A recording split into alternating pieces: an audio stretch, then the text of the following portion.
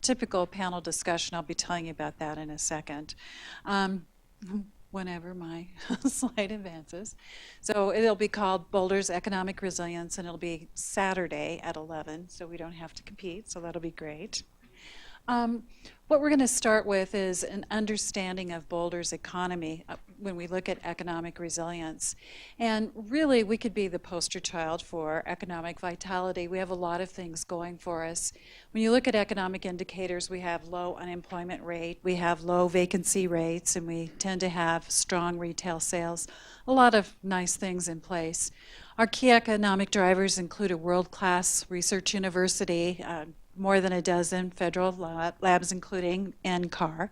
We have a very well-educated workforce, and we have a lot of attractions that bring in tourists. So all those things really help to make for a very healthy economy. We also have this great quality of life, obviously, with the open space and family-friendly activities and great schools and recreational activities, et cetera. And that all helps us bring in entrepreneurs as well as workforce. And that brings in also very diverse industries, unlike, Detroit, et cetera. We have many, many strengths in a number of industries, including tech and manufacturing and clean, but even though we have this very healthy economy, we're subject to stresses, including the cost of housing, as you alluded to, transportation, and the cost and availability of commercial space. So, we also are subject to shocks like floods and fires. And what we wanted to do is take a look at our recent experience with the flood and how that affected businesses especially, and what kind of economic impact it had. There were a number of lessons we learned. We learned about a number of things that went right and a lot of things that we could have done differently. And we're trying to put that together into some programs and tools that we could develop. So one of the things that went really right was the collaboration that we had between public and private partners. And a lot of that came about from the partnerships that we had before the flood. And we were able to stretch resources and reduce duplication of effort. We're also able to find that a lot of the assistance and things that go into place for disasters really has more to do with individuals than businesses. And we found that we needed to do more in terms of communication and outreach. We also found that businesses typically didn't know where to go for assistance or information.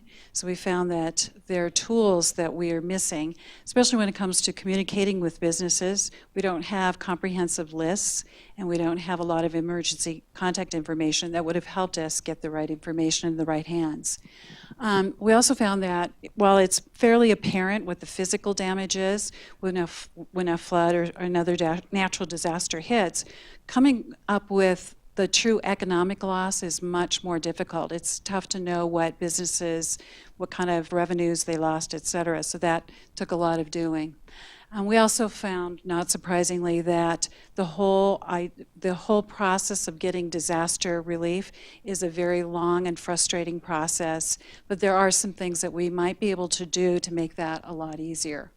So what we're trying to do, again, is leverage our experience with the flood to better understand our risks, as well as come up with tools and processes for increasing our communication, improving coordination of resources, and do a better job of understanding what our risk is.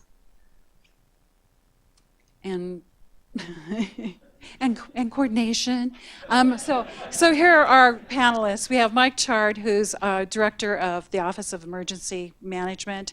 Mike is a real expert in dealing with disasters, so he'll be very interesting to hear from. He also runs the Emergency Operations Center.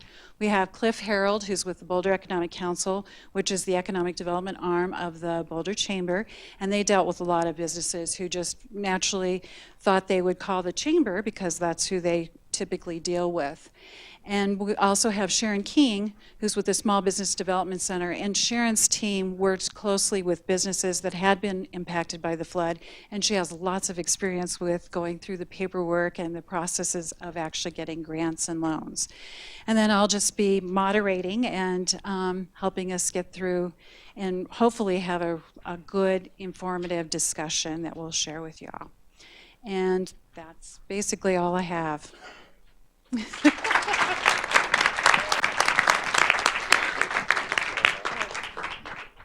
Great, thank you. I hope it's not as scary as it first seemed. Next up, we have Brian Koppum. I hope I'm saying that correctly as well.